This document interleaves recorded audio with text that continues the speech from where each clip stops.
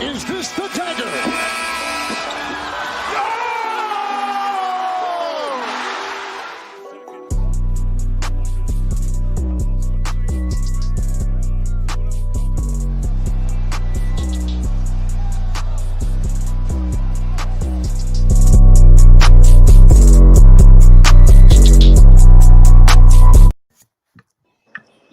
Yo, what's up, guys? Welcome to another episode of the On the Ball podcast, produced to you by the Right Way Sports Network. I'm your host, Pranav Sri Raman, and I'm joined today by Thomas Stapleton, Will Lachlan, and we have Grant making his debut. Grant, how you doing?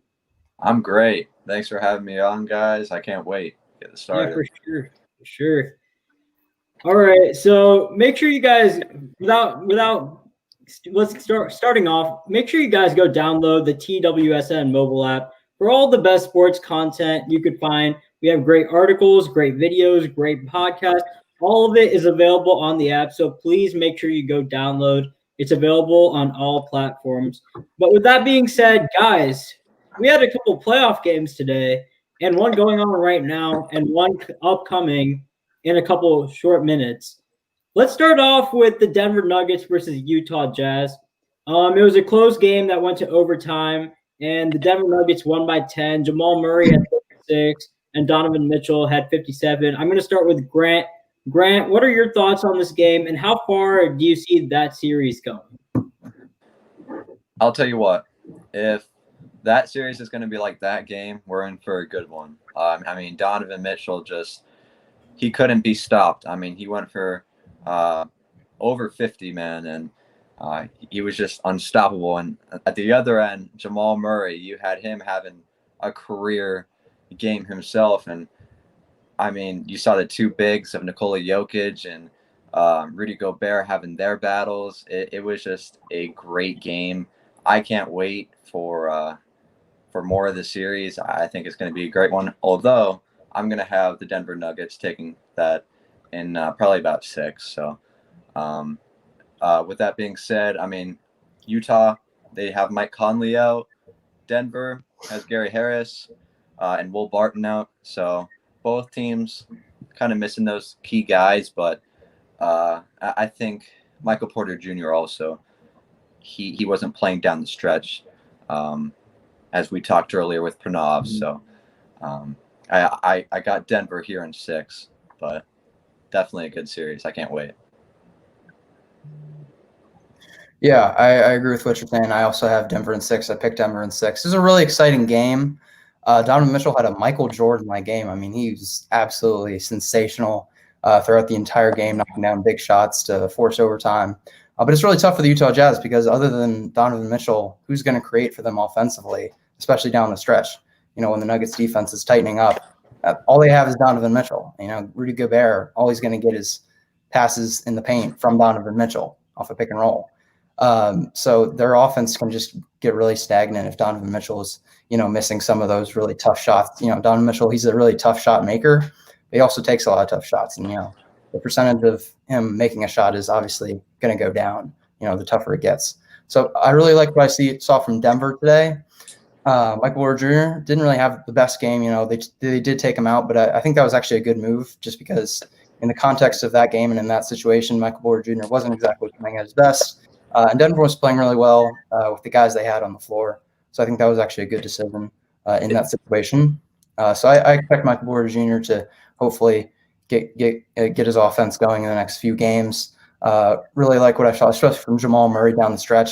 I think the biggest thing in the series, the biggest difference is the Nuggets have 2 closers. Jamal Murray, he can close, he can hit dagger shots. And Nikola Jokic, according to you look at the statistics, he's one of the best clutch time performers in the league this season. So he can elevate and get clutch buckets when he needs to. And for the Jazz, they only have 1 closer, and that's Donovan Mitchell. So, the Nuggets, they just have more options on offense, especially when it comes down the stretch. And that's what we've seen in their 2 matchups. They played an overtime game earlier in the bubble, and it was in double overtime, and the Nuggets pulled it out. So I think the series is going to be really close, but I think Denver's just going to pull out all those close games. If you don't mind me interrupting here, one player I thought that really played amazing there was Jordan Clarkson. I thought he came off the bench there, and he played phenomenal for the Jazz down the stretch. So shout out to Jordan Clarkson one time. I think he should have been a Sixth Man of the Year candidate, but we had a great pool this year, so he didn't really make it. But he had a great year overall. I agree. I'm nervous for the Jazz. I don't know what to tell you. Donovan Mitchell scored 57 points. Jordan Clarkson, as you said, was key off the bench. And they still lost. They're not going to do better than that. Donovan Mitchell is not going to drop 50. I would bet my entire house that Donovan Mitchell will not drop over 50 points again in this series. And they still lost. Right. Like, I understand Jamal Murray went crazy, but I don't understand how you can have Utah winning the series. I don't. They played good today, and they still lost. They don't have enough shot creators. Nikola Jokic showed that he kind of owned Rudy Gobert. He was able to bring him out on the perimeter, and he's actually a pretty decent perimeter defender for a big, but like he's not. Obviously, he's better around the hoop. That matchup is just Nikola Jokic is gonna continue to expose him, and then like the Jazz, like outside of Jordan Clarkson and Donovan Mitchell, it was painful. It was painful. Who did they start today? Jawan Morgan. Like they had some very. It was his first game starting in the playoffs. Exactly. Like this Jazz team, I wasn't impressed with them coming into the bubble. This game, as great as Donovan Mitchell was, I'm not betting on him having the third highest scoring total in a playoff game again this series. So honestly, I got Denver at 5. The Jazz just, I don't know. They just. Yeah, and also with. Yeah, so, or can I just add one thing? Yeah, without Mike Conley, Mike Conley is a better perimeter defender than Donovan Mitchell. Donovan Mitchell's not that great at defense at all. Mike Conley can hold his own. So Donovan Mitchell is forced to go out there and guard Jamal Murray and other guys out there on the perimeter, and he's just not a good matchup for them. So he had to expend some of that energy defensively. So that's why he wasn't able to just bring the game home. And it was when it's overtime, and he just ran out of gas in the end. Yeah, I had the Nuggets winning the series in 5. I know Mike Conley is slated to miss 2 games in the series, maybe more due to his quarantine period when he gets back from the birth of his child. But I've always said the Utah Jazz are the worst team in the Western Conference playoffs. I know that might sound a little bit harsh, but look at all those teams. It's not even something against the Utah Jazz. It's just they're worse than every other team. Portland is the 8th seed. But if they're playing in a series, I'll take Portland as a better team when completely healthy. Dallas is the 7th seed. I know the Clippers were trying to lose against Portland so they could play Utah instead of the Dallas Mavericks. You know why? Because the Utah Jazz are the worst team in the playoffs. And losing Mike Conley, I don't see them getting any better. Donovan Mitchell had the game of his life, but it still wasn't enough to beat a Denver team that was struggling throughout the game, had multiple sloppy possessions. Nikola Jokic down the stretch had a couple sloppy possessions, but he picked it up in overtime. And it really took a heroic performance from Jamal Murray also to kind of offset Michael Porter Jr.'s terrible scoring performance. But with all of that combined, they didn't have Gary Harris or Will Barton either. I just see the Nuggets taking this in 5. I don't really see the Utah Jazz having much of a chance to compete against this high-powered Denver Nuggets team that's great on both sides of the ball. Outside of Philadelphia, I think that they are the most affected by this bubble period, seeing how tremendous they are at home. This is a whole bunch of away games because of the home crowd, despite all the virtual fans, but that's not the same. I think we can all agree on that. Yeah. I mean, Utah, they're a different team on the road than they are at home. And again, this playoff period, I agree. I don't think they stand much of a chance versus a team more talented than them. I think you're right. And I know we've heard many incidents from the Utah Jazz fans before. One thing we can give them credit is they're a passionate fan base. They're a very passionate fan base. And we could say the same thing about the Denver Nuggets with their home court advantage in that altitude mile high. But, I mean, in the bubble, the playing field is super even, and I think the better team, which is Denver, will win the series. I agree. But moving on to the Toronto Raptors versus Brooklyn Nets game. I know, Thomas, I'm going to start off with you. You have the Toronto Raptors making it to the NBA Finals. Pascal Siakam, Kyle Lowry, they did not have good shooting games. Is that cause for concern moving forward? Even though no. It's the Brooklyn Nets. I'm not gonna sit here and be like, oh wow, Kyle Lowry played bad in his first playoff game against the 7-seeded Brooklyn Nets who are missing half their rotation. Man, I am super concerned. No, I'm not. Yes, it was a bad game. Yes, Pascal Siakam is actually a little more concerning because he has just been playing bad. Been playing bad since he came into the bubble. He's playing bad now. He's gonna really have to step it up. As for Kyle Lowry though, I'm not really too concerned.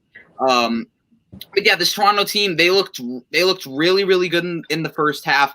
The best they've looked all bubble, and I know that they're playing the Brooklyn Nets, but they just looked terrific. The second half, it was a little questionable, but they managed to pull away at the end. But I'm still confident in that. I'm not going to overreact to one game. Kyle Lowry and Pascal Siakam, yeah, they were bad, but I have faith that they'll be able to step up their play very, very soon. As for Brooklyn, I've got a ton of respect for them. You know, considering everything they went through this year with Kyrie and KD and losing half their rotation, and they still come out and they fight each and every game. They'll have my respect for that, but at the end of the day, I can realistically only see them winning one game. Yeah, my thoughts on the series were all but confirmed by this game. I mean, like you said, Kyle Lowry didn't have a great game, but Fred VanVleet went 8 for 10 from 3.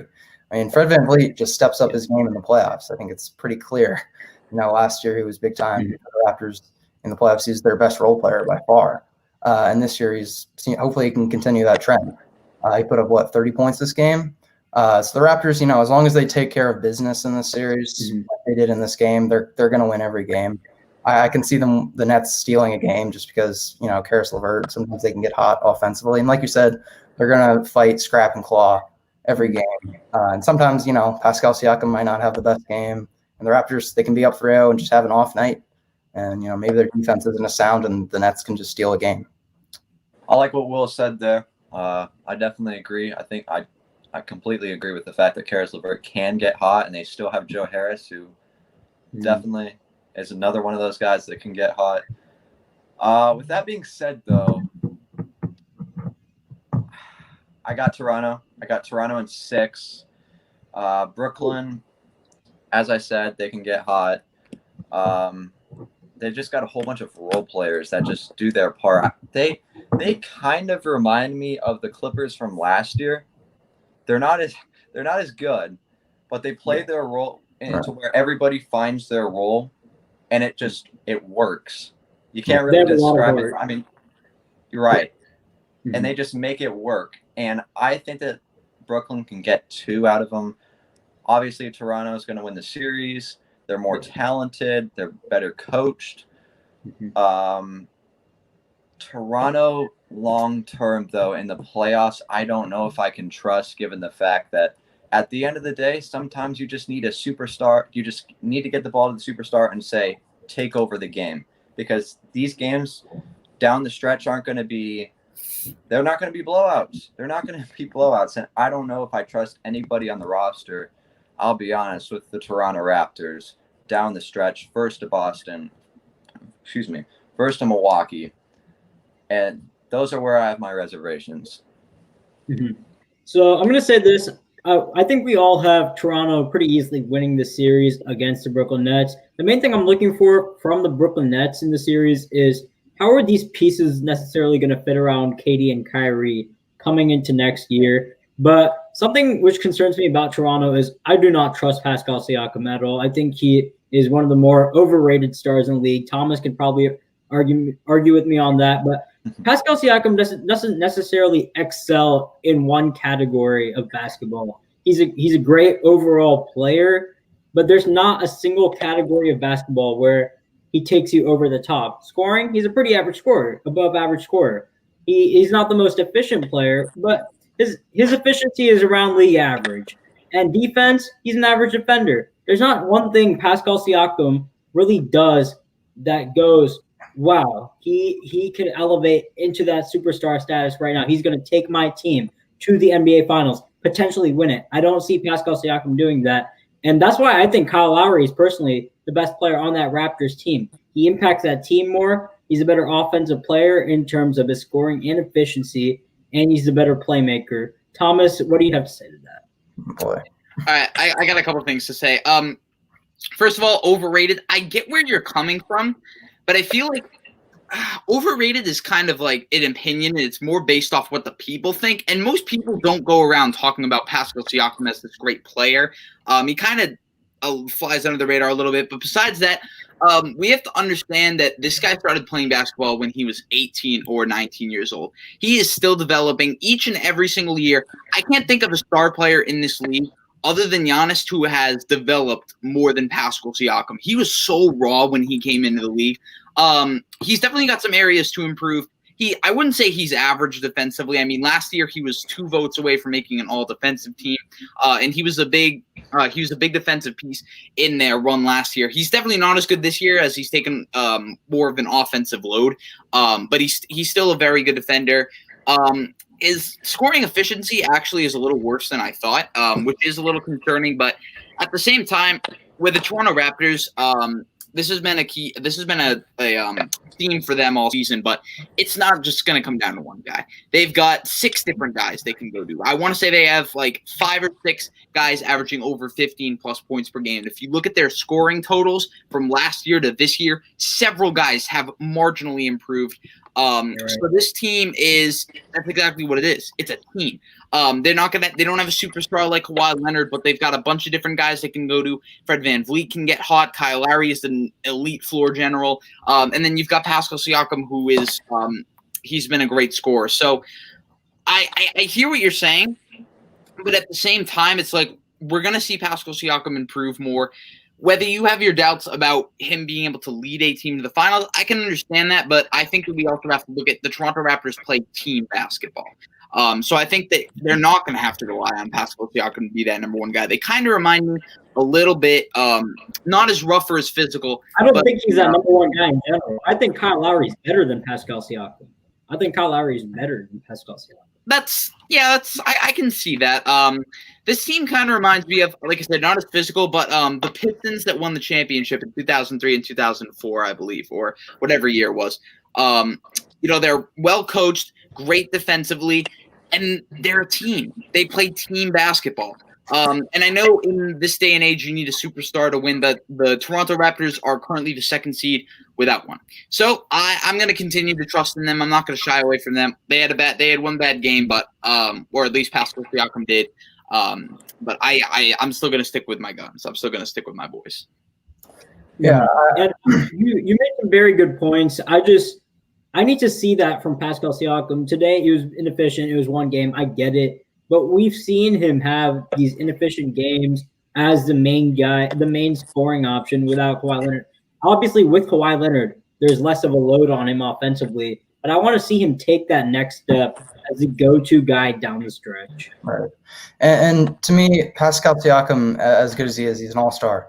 He's a really good player. I think he's on the same tier as Jason Tatum. Jason Tatum's better. But like Jason Tatum, you could say, is at the top of that tier, and Pascal Siakam lower down on that tier. But I would say they're on the same tier, and they're both first-time All-Stars. But I don't think Pascal Siakam has shown me enough to say that he's going to be good enough to win the NBA Finals as a number 1 option. He's going to have to put up – in order for the Raptors to beat the Bucks, they need a superstar player. And Pascal Siakam, I think Pascal Siakam may be a little bit more capable than Kyle Lowry of consistently being a superstar player. Neither of them could really be a superstar player, but I feel like I would rather have it be Pascal Siakam. And I don't think Pascal Siakam is going to put up the numbers that Kawhi did. Kawhi was averaging nearly over 30 points a game off nearly 50, 40, 90 shooting to beat the Bucks last year. And the Bucks are an improved team from last year. So I don't see Pascal Siakam filling that void of Kawhi. I know they have the same record, but there's a difference between having the same record and having the same chance to win a championship. And you can't tell me that if Kawhi Leonard was on this Raptors team, that their championship chances would just stay the same. I mean, the record might significantly improve. But yeah, with Kawhi Leonard, I would take them over the Bucks. Are you kidding me? It's like the people who say the Nets get better without Kyrie because their record improves. That's not true at all. Like, obviously, yes, they're a solid team. The Raptors, I'm not comparing them to the Nets because they're obviously way better than a Nets team without Kyrie Irving, and the Raptors without Kawhi Leonard are better without their superstar. But let's not act like when you take a superstar off a team gets better. No, they obviously get worse. It's how you recover from that. And we've seen a lot of instances in the NBA, like Kyrie on the Celtics. And we've seen it, I guess, a couple times really with Kyrie, where a team is still able to play pretty well with Kyrie. There's no way you can tell me that a star player on a team, because a star player gets taken off the team and the team still plays well, maybe even they're playing a little bit better, but you can't tell me that their odds of winning a championship are increased because their star player, a Kyrie Irving or even a Russell Westbrook on the Thunder or on the Rockets, their championship odds go up because their star player gets injured or isn't playing. That's just bonkers to me. And we have news coming out of the bubble. The Boston Celtics beat the 76ers by 8 points. Jason Tatum had 32 points. Jaylen Brown had 29 points. Guys, what are your takeaways from that game? For me, honestly, it's kind of concerning for the 76ers in terms of their coaching, but that's always been a problem for Philadelphia. I think Brett Brown, right after the Sixers lose this series, I think the Sixers are going to lose. But right after they lose, they need to fire Brett Brown effective immediately. He's coached them out of multiple playoff series before, and today he didn't play Joel Embiid when it mattered most. He drew up plays that doesn't revolve around Joel Embiid, who's a glaring mismatch on the court. I just don't see what he's necessarily doing. He had a chance to steal a game against a very good Celtics team, and he didn't take advantage. Grant, I'm going to start with you since we talked about this earlier. What are your thoughts on this game? I think this series, more than any, is showing Jason Tatum is elite, that he belongs with those top dogs. Listen, last time Jason Tatum was in the playoffs, he went toe-to-toe with LeBron James to a Game 7 series his rookie year. Jason Tatum is special, and he's here to show that. He can do everything. You know, he shows great promise on the defensive side of the ball. He's a tremendous three-point shooter, I love his potential. He reminds me of a better Paul George. I love his game. It's so smooth. It's just beautiful to watch. And I think this series goes to 5. If I had to put money on it, I'm not. I'm just saying if I had to. I just kind of similarly to the Utah series that we were talking about, I just don't think anybody can slow down Jason Tatum, given the fact Ben Simmons is out. Yeah, I think that's huge blow for Philadelphia. And we also got breaking news that Gordon Hayward's supposed to be getting an MRI on his his right ankle. So it is a little bit of a big blow to what's that? Football as well with Gordon Hayward. Yes. The Celtics really need him yet.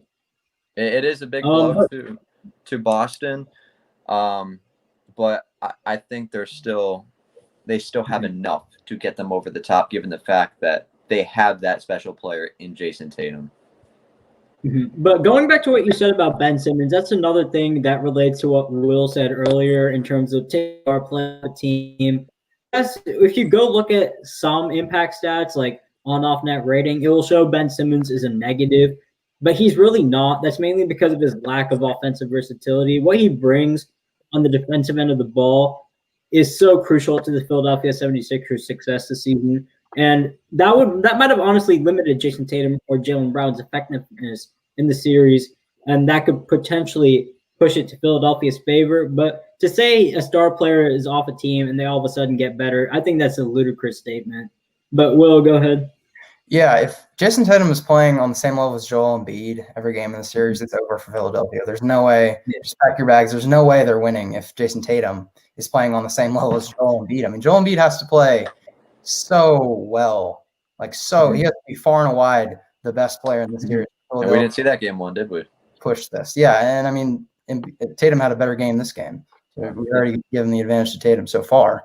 Joel Embiid had a really good first quarter, but I don't know. There were points in the game where Joel Embiid. And it's not necessarily I'm not necessarily blaming it on Joel Embiid. It's more so Brett Brown playing him very inconsistently, like taking him out when he's hot, not giving him the ball in crunch time. I could blame that somewhat on Brett Brown, which isn't finding Joel Embiid the ability to get consistency.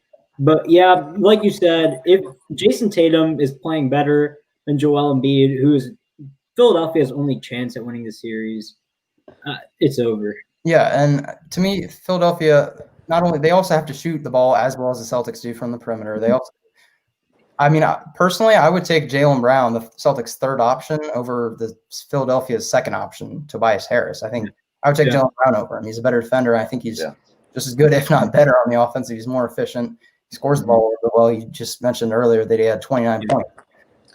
Tobias Harris is going to have to get in the mid-20s at least, like an efficient mid-20, 25 points a game for the Sixers to have a chance. Like you said, Simmons is a huge loss. They had 13 turnovers in the first half, Yeah. The big reason why is because they didn't have their primary playmaker and ball handler, Ben Simmons. Even though maybe they would have put him at the 4, but Ben Simmons is still going to handle the ball plenty. So not really a good look for the Sixers. Celtics played a pretty good game overall. There were some times where the Sixers definitely creeped back in the game, but, it was kind of a game of runs. Celtics went on a run, Sixers went on a run. But overall, Celtics just so much shot creation on the wing and just offensively. And even though interior-wise, their defense on the interior isn't that great, and it's not enough to stop Joel Embiid or even Giannis. But overall, their defense is still ranks pretty high in the league, and they are pretty good at doubling in the post. And Marcus Smart's an all-NBA defender, so they're still very good defensively. One thing I will add before Thomas goes here is I don't blame Brett Brown for riding heavy on Joel Embiid, given the fact how talented he is. I don't blame him at all. But I think the NBA we're in now, it's based off three-point shooting, just athleticism as a whole. You just don't win with centers now.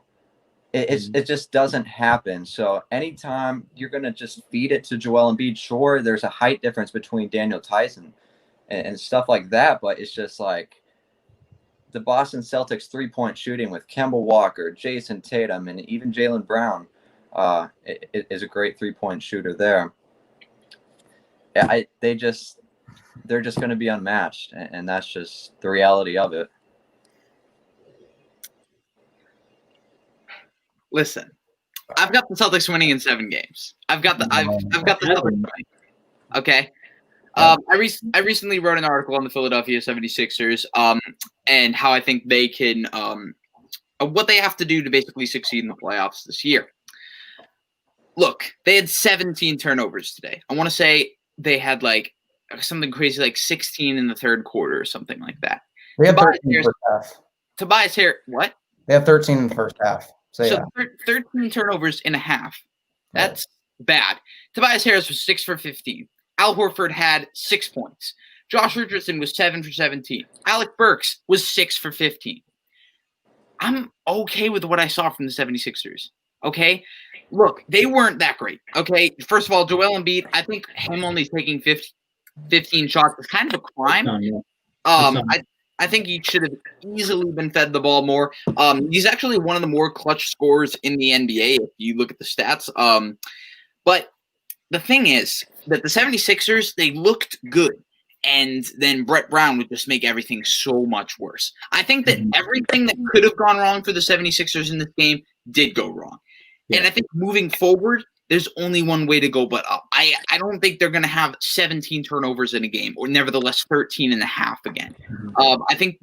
I don't think Tobias Harris is going to shoot 6 for 15 every game. I think the other guys are going to step up. I think Joel Embiid is going to be shooting the ball a lot more.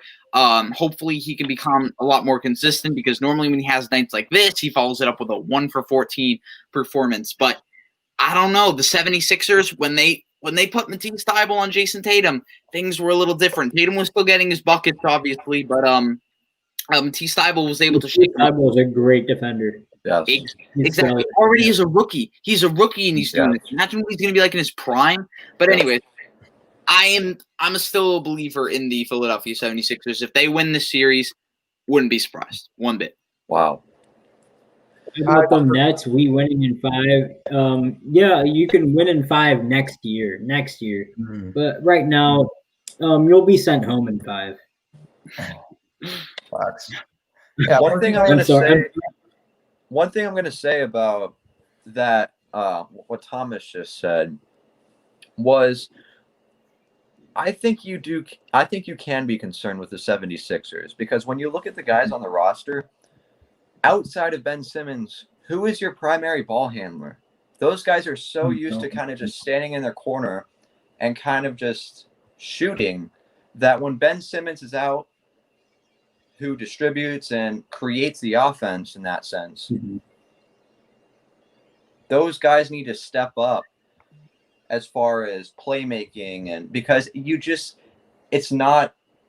it doesn't happen just guys just shooting threes. It just doesn't work like that. You need a playmaker. It just needs to happen. And outside of Ben Simmons on the 76ers roster, who's that next guy? I don't know. That's my biggest concern to them right now too.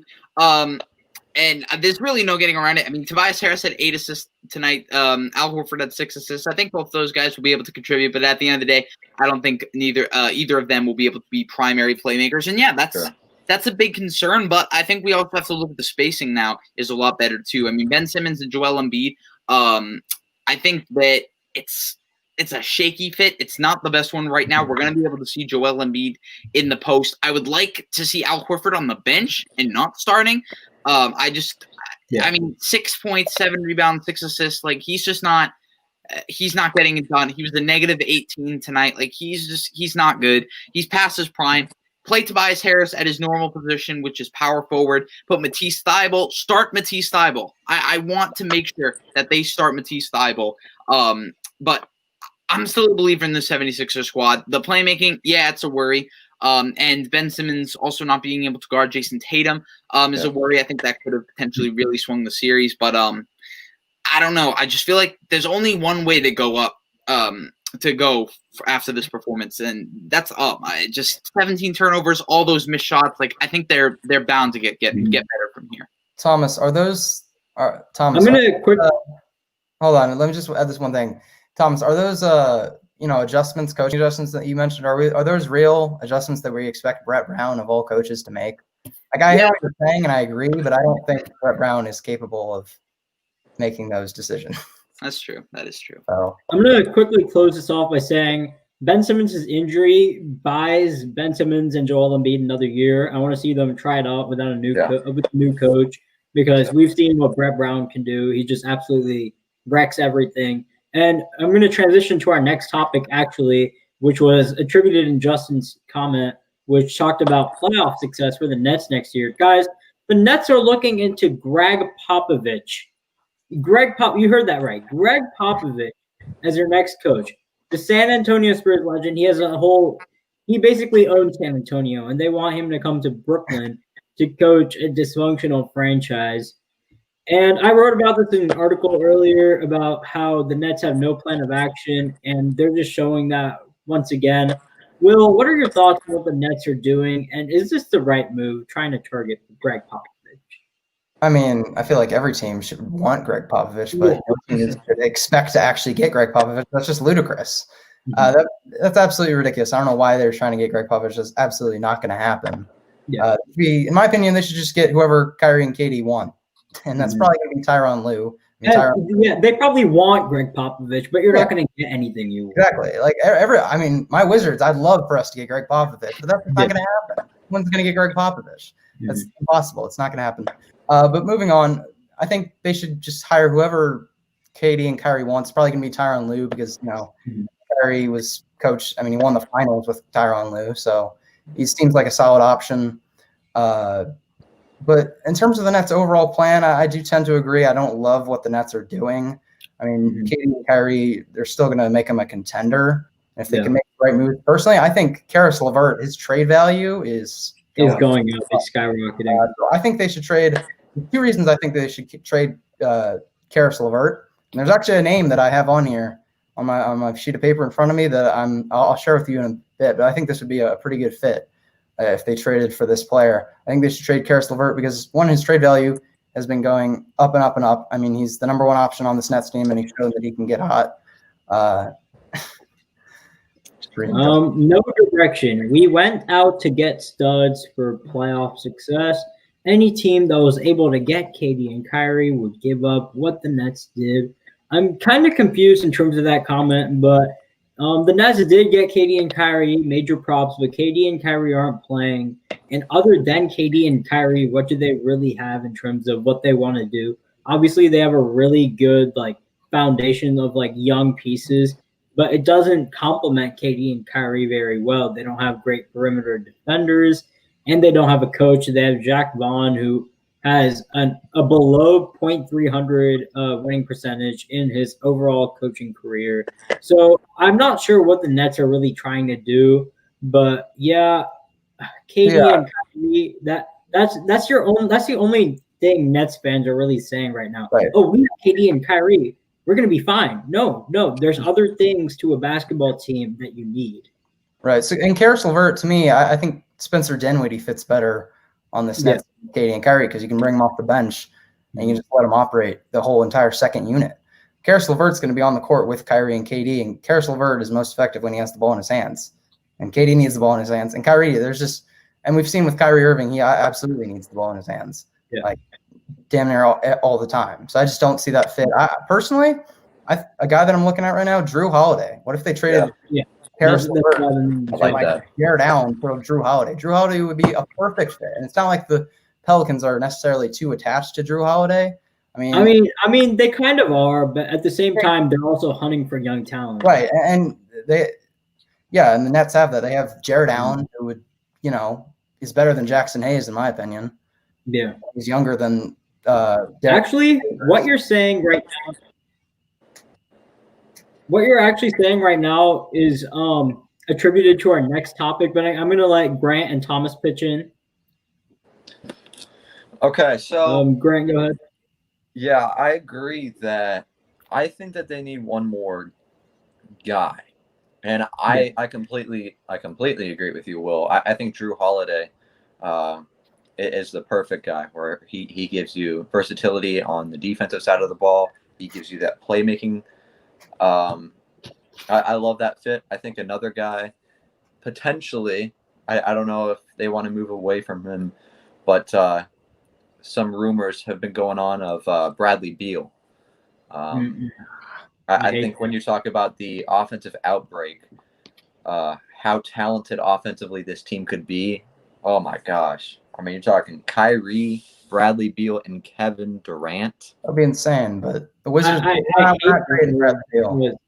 I hate the move for Bradley Beal, because why do you need another ISO scorer when you have some of the greatest ISO scorers that ever lived on the same team? You don't need another guy taking up a bunch of shots. You need someone who could score without the ball. And Drew Holiday, like Will said, could provide exactly that. And another thing is, you probably have to give up more for Bradley Beal, who's younger, than what you would have to give up for Drew Holiday. I hear that. The Nets just kind of, here's what I think went down in the front office last summer. Oh, yay, we got Kyrie Irving and Kevin Durant. This is awesome. What do we do now? They don't really know what they're doing. If I had to make a coaching prediction for them, this hasn't really been talked about that much, but Mike D'Antoni. I think they're after Rocket Blues in the first or the second round, they're going to get rid of Mike D'Antoni.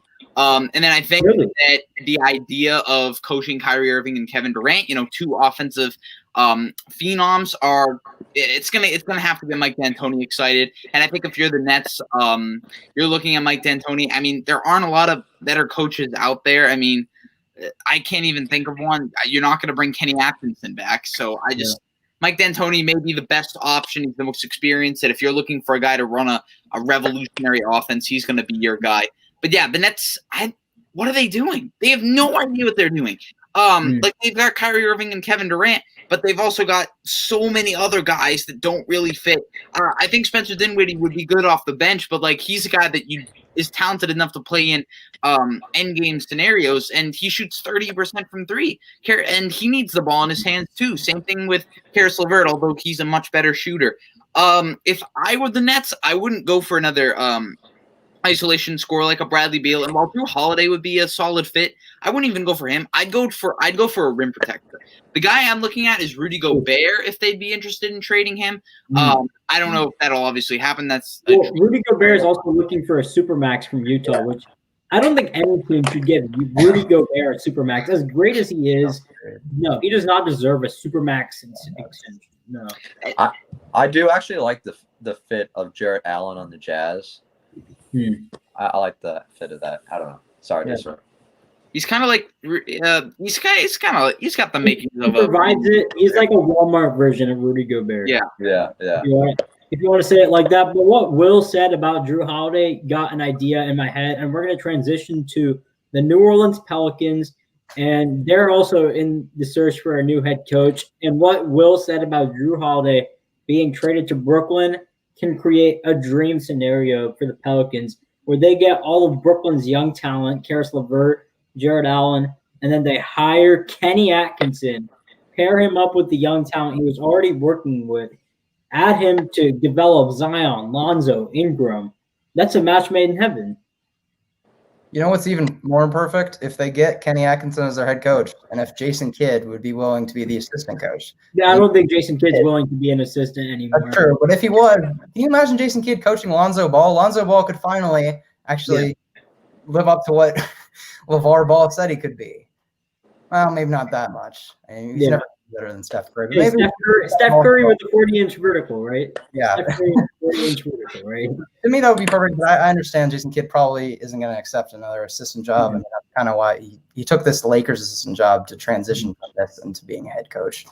So it's probably unrealistic, but it would be amazing for Lonzo Ball, in my opinion. And I agree, Kenny Atkinson is a pretty good option because, I mean, he's a culture setter. We saw what he did with the Brooklyn team. You know, he took the Brooklyn team with D'Angelo Russell into the playoffs, and we saw those team, their bench, they were having fun. And he just set a culture there, a culture of winning, and they exceeded expectations. I think it would be a really good thing for the Pelicans. I also think the Bulls, which we'll talk about a little bit later, looking at Kenny Atkinson as well, both those teams, because they both have young talent, and we've seen what Kenny Atkinson has been able to do with young talent. And going back to Brooklyn, there's something like, look at every contender in the league.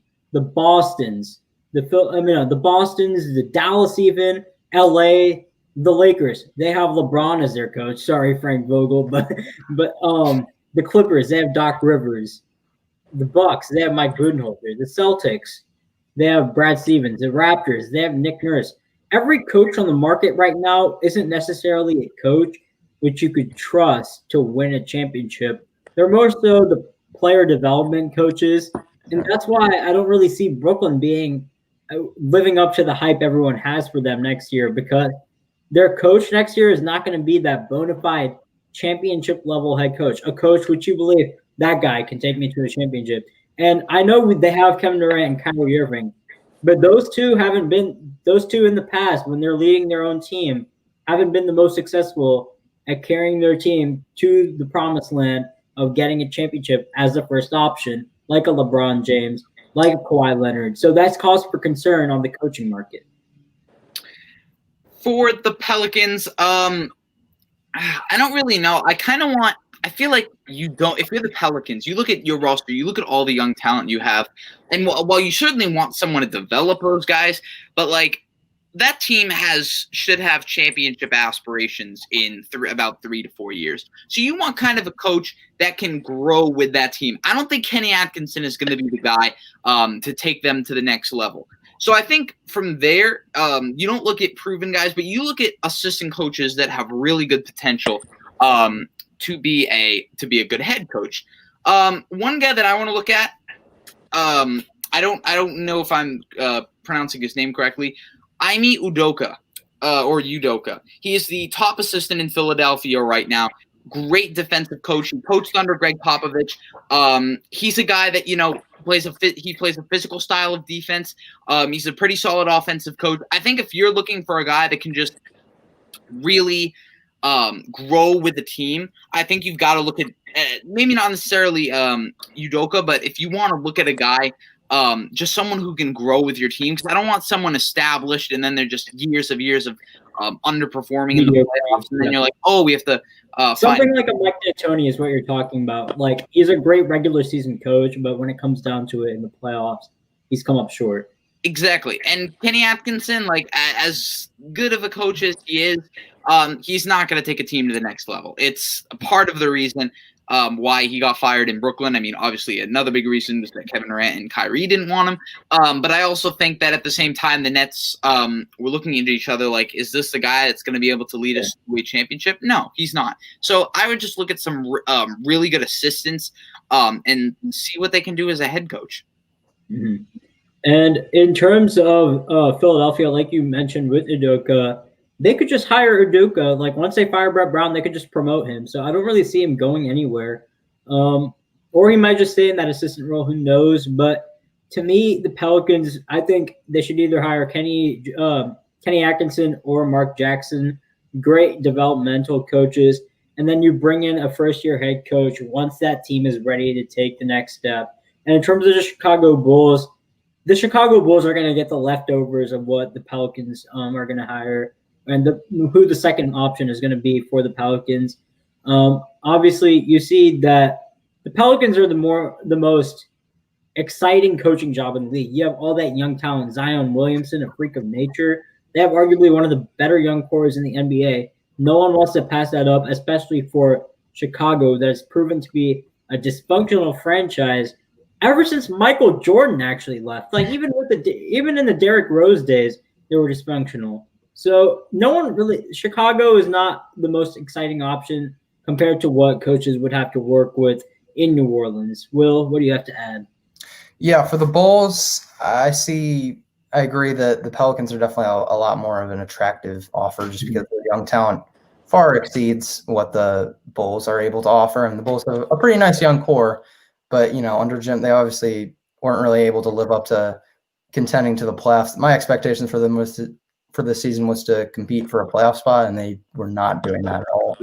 And like a playoff team throughout the entire season. I think Kenny Atkinson would probably be a better fit for the Bulls just because we don't necessarily expect the Bulls to be a championship team in like 3 to 4 years, like Thomas said, which is a really realistic expectation for the Pelicans just because how good Lonzo, Zion, and Ingram are together. So Atkinson might be a better fit for the Bulls because they definitely need an established culture in the Bulls. Like you said, they've just been kind of a mess. I mean, the only reason they're a historic franchise is because of Michael Jordan. Michael Jordan carried them to, I guess the top. And that's the only reason that they're are as good of a franchise as they are. So I like Atkinson. Another guy that I like, Ime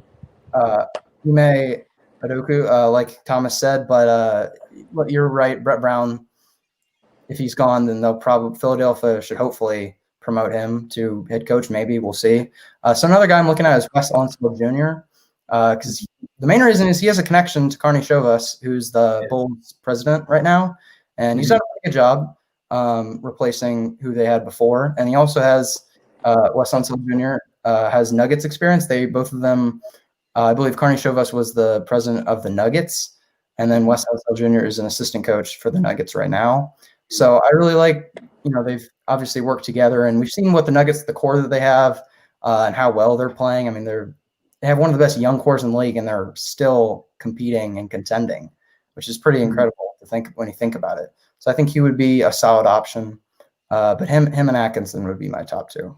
And going back to what Thomas said in terms of a coach like for New Orleans or Chicago that can really grow with the team, Becky Hammon would be the best choice, but I don't really see her leaving San Antonio because Greg Popovich is probably going to retire in the next couple of years. If they promote Tim Duncan instead of Becky Hammon, that's when I see her hitting the market. But right now, I don't really see her leaving San Antonio. Obviously, she's getting mentored under the greatest coach of all time, in my opinion. And she could add to that success. They already have a really good young core. She could just stay there and develop that young core who she's already accustomed with instead of leaving. But if she eventually hits the market, I think that's a perfect coach in terms of who you want to grow with the team. But Thomas, you had something to add? I was going to say I didn't love Kenny Atkinson for the Pelicans, but I will say I love him with the Bulls. for a couple of reasons. One, I think that he is a good development coach. I don't want to compare him to Brett Brown because I think he's just a way better coach. But in terms of he's not going to take a team to the next level, but he's going to develop them. He's going to make them better. He's going to help them grow. But when the time has come for them to be a championship contender, he's not going to be great. But the main reason I really like him on the Bulls is because we have seen him develop scoring guards. D'Angelo Russell, Karis LeVert, Spencer Dinwiddie, those guys have all thrived under Kenny Atkinson. And it just so happens that the Chicago Bulls have not one but two great scoring guards with awesome potential, Zach LaVine and Kobe White. I think that Atkinson can make it work with those guys. While they may be an awkward fit at first because they're both ball-dominant, score-first guys who can't play a lick of defense. But I think that Atkinson is going to be able to make it work. And I'm also interested to see what he can do with Larry Markkinen. I'm a huge Larry Markkinen believer. I think that his fit in the Jim Boylan system, if he even had one, was horrible. I think he's going to have a bounce back season. But that's who I would really like because I don't have the same like Will said. The Bulls don't have the same expectations as the Pelicans. Like they're not going to be as nearly as good as they are. So I think if you're looking for a guy that's going to be able to develop the young talent and help them become a playoff team, then I think Atkinson's your guy. It's unfortunate. It's unfortunate for both the Pelicans and the Sixers. They both have the perfect head coach, like potential head coach, sitting in their system. One was actually a head coach at the time he was on that team, Monty Williams. The Pelicans fired him for no reason after he led them to their first playoff appearance in like a decade. And then afterwards in Philadelphia last year, he left to go to Phoenix. And now look at Phoenix. They're the best they've been since 2010. But Grant, you wanted to add something? Yeah, I really got two names here for the Bulls. And one thing I think we all agreed on is Kenny Atkinson of the Bulls. Yes. I love that fit. I think it just like how young that team is. I think that really does go back to last year, how well he was able to develop D'Angelo Russell into an all-star. I think he can do the same thing to Zach LaVine, who I thought could have been an all-star this year. And I thought he kind of got snubbed of the all-star team because he was that talented. He was going on a crazy streak. So I think Zach LaVine could be that guy in that system, similar to what D'Angelo Russell was a year ago in Brooklyn. But I mean, they have a whole bunch of young talent. I wouldn't be surprised if they went out to make a trade, to make a bigger trade, to lure Anthony Davis away from the Lakers. I don't think that's happening. I wouldn't be shocked. I wouldn't be shocked if they tried to make a call out there to try to bring Anthony Davis back home. I wouldn't be shocked. And I get the hometown appeal for AD. I just don't see him leaving. Just because the Bulls don't have any other star at this point of time, and the fact that they're too young. They're just too young. Not like if he wanted to go to a team with a young core, it would be New Orleans. But why would he go back there after he gets there? No, and I hear that, but you're talking about the most valuable assets. Let's just say Portland gets a call, and I'm not going to say this is going to happen, so I apologize in advance, Portland fans. But Portland gets a call after they lose in the first round this year, and they get a call that says, we will give you Lauri Markkinen, Wendell Carter Jr., and a guy like Kobe White and a whole bunch of draft picks. Are you hanging up the phone? Because if it's for Damian Lillard, I'm hanging up the phone.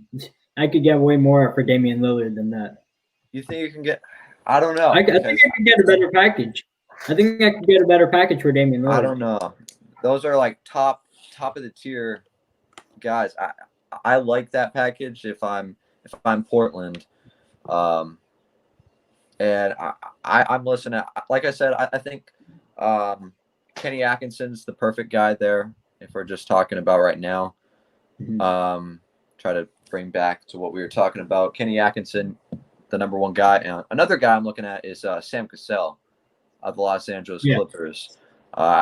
He just hasn't. And that's going to hurt you guys. It's going to hurt you guys. He absolutely is, but I will back him up. And I mean, he is a tremendous coach. He's a tremendous coach, and he does not get enough credit for how excellent he's been for us over the years. So I think he can be an excellent head coach going here into the future.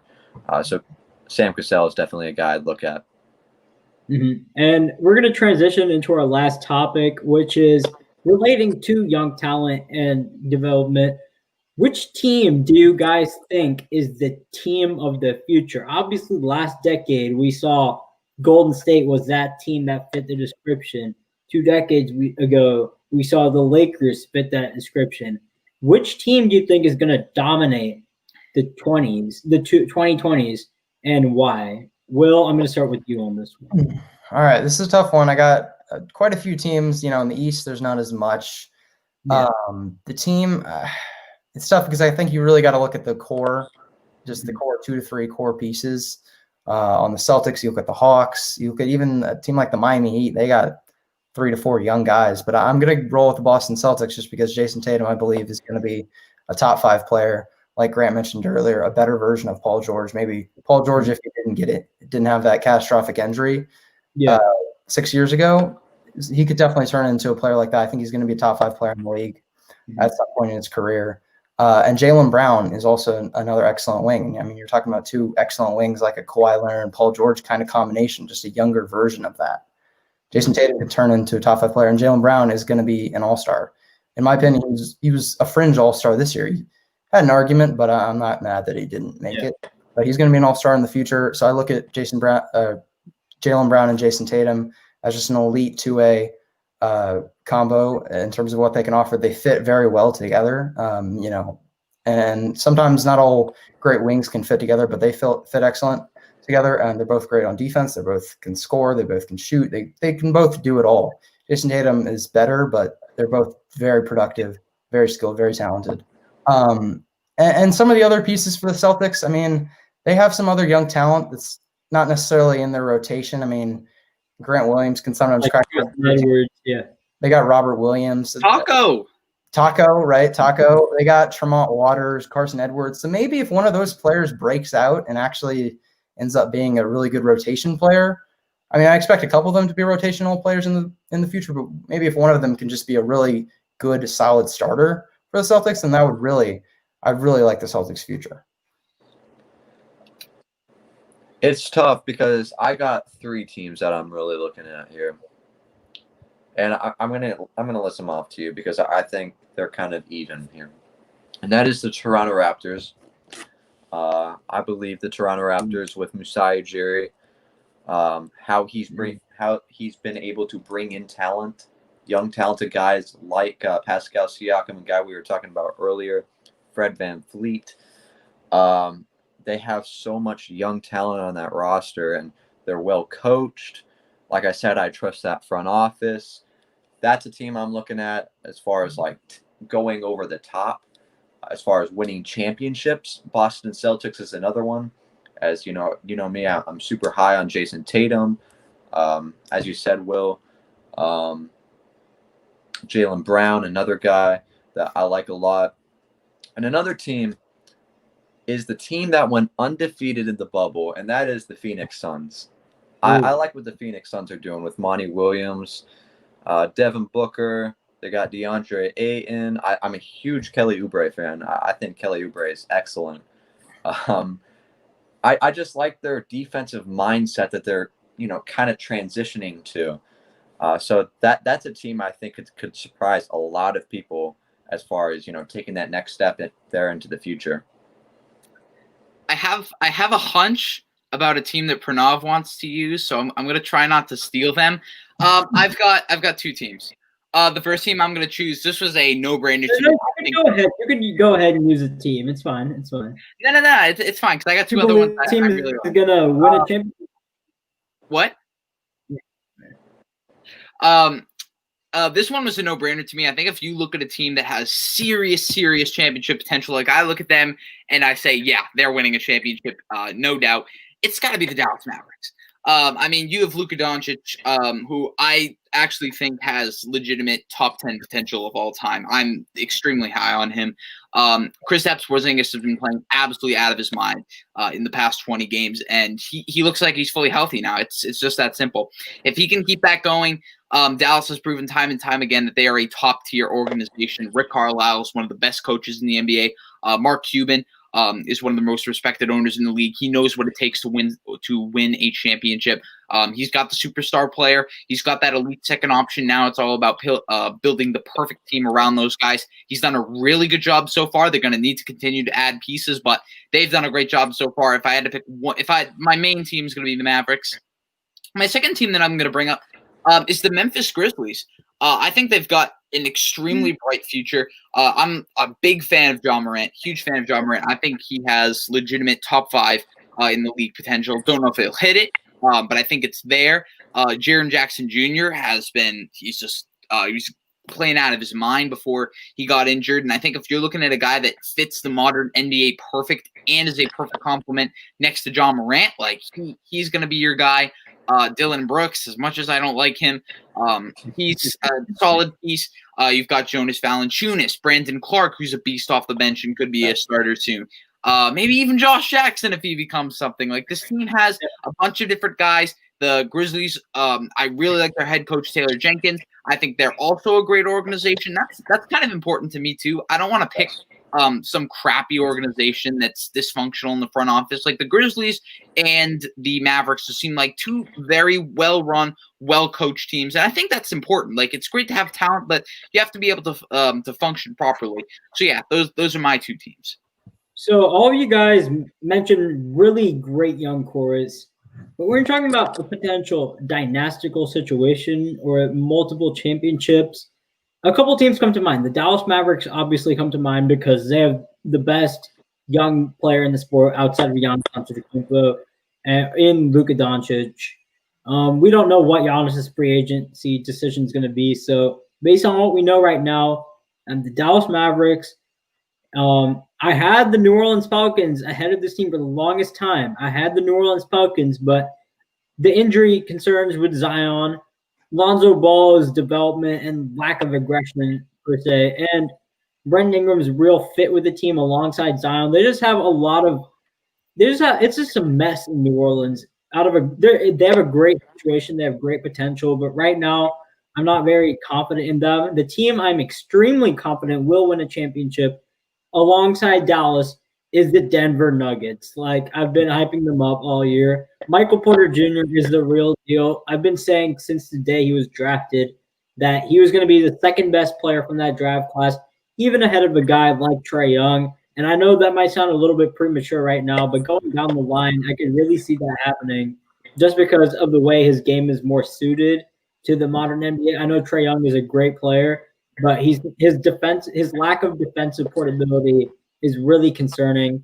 And they have Nikola Jokic, who's a great playmaker. Jamal Murray, like we saw today, has a great potential to be a scorer and a playmaker. And they have Bol coming off the bench. That's a project in itself, too.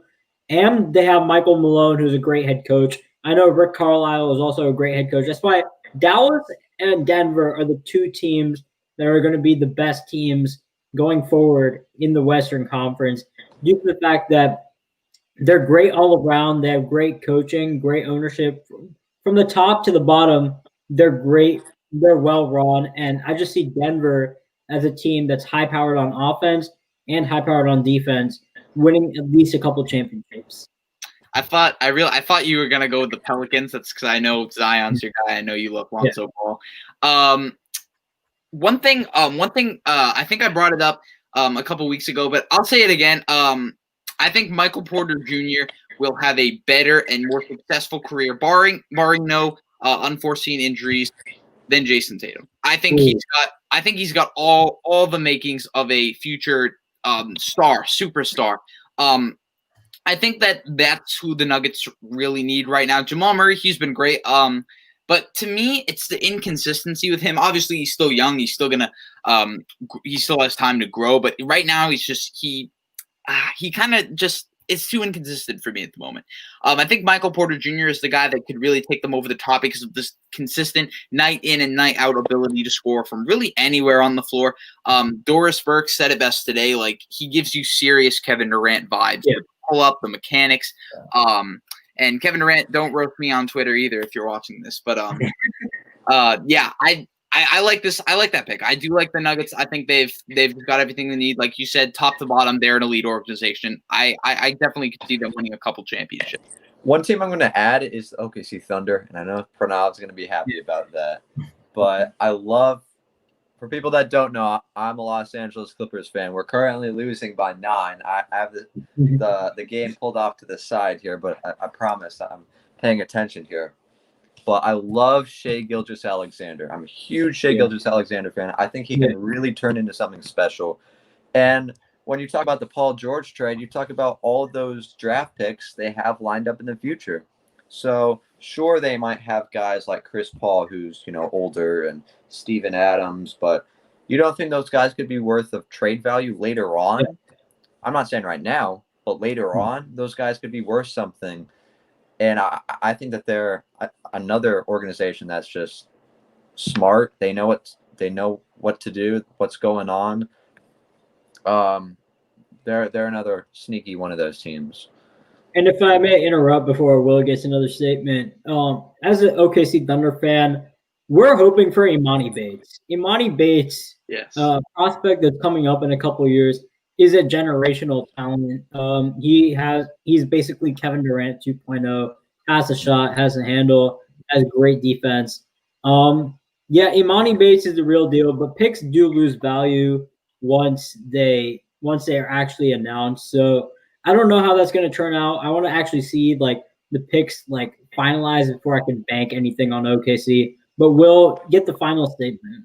Yeah, so in the East, I had the Celtics, but I agree with all your points about the West. It's down to Dallas, Denver. The Suns are there, but I would put them behind the Pelicans. So Pelicans, Dallas, and the Denver Nuggets are the top 3. Pelicans, definitely, you can say they have some question marks because of Lonzo Ball and his development being a little slower, especially from what we've seen in the bubble. Brandon Ingram fit is a question mark. I'm not going to say it's a weakness yet, but it's could be a potential weakness down the line. We'll see. And Zion Williamson, the injury concern, but Zion is still can be a generational player.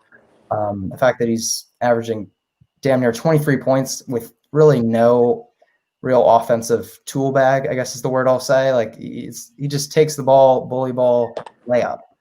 He doesn't really have an advanced offensive skill set at all, and he's still getting over 20 points a game, which is honestly ridiculous to me. So I agree with all those teams. I'm not as high on – I'm high on Michael Porter Jr. I just don't think he's going to be better than Jason Tatum or even Trae Young. He's going to be an all-star. Don't get me wrong. I don't know. I think that's a little bit of a stretch. And speaking of Trae Young, I think the Hawks should be mentioned. The Hawks, so obviously they're coaching and their from an organizational standpoint, they're not as good as the teams that we've mentioned. But Trae Young, to me, is still going to be a superstar player. As bad as he is defensively, I don't see him improving too much defensively, but offensively, he is so good. He's getting 30 points in his second season, which is insane. He's an excellent shooter. His percentage isn't exactly as good as we'd like, but he shoots a lot of threes. So I expect his percentage, and he shoots really deep threes as well. His range is incredible. So he's still an excellent shooter. He's an excellent passer, which are 2 of the most valuable skills you can have in the league. And so hopefully if the Hawks are going to have any chance at a championship in the future, DeAndre Hunter and Cam Reddish are going to have to break out. John Collins is going to have to be – I'm not sure John Collins can really be a second option, but he's going to have to hit an all-star level, be an all-star level player. And they do have a high pick, so we'll see if they could get an Anthony Edwards. I know defensively, Anthony Edwards and Trae Young definitely not the best, but Anthony Edwards would be a really good – that their starting lineup would just be big time at that point. One thing I forgot to add about OKC was Darius Bazley, who has been playing very well through the scrimmage games. But I have a question for you guys before we kind of get out of here. Do you trust Zion's commitment, the fact that he showed up to the bubble, bigger and kind of out of shape? Do you kind of question that? Not necessarily, because keep in mind he had to leave the bubble. He wasn't in game shape. Game shape is different from basketball shape. Like basketball shape is different than being just fit. The cardio, all of that has to play into a factor. But I'm not really concerned about Zion. We saw him at Duke have one of the best regimens in college basketball. So I think he'll be fine if he just gets like good coaching and good development. But guys, that's gonna wrap it up for this episode.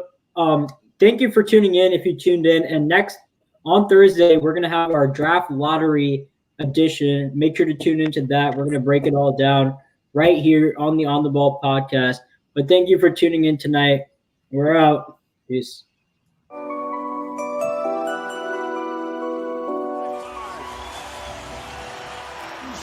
Is this the dagger?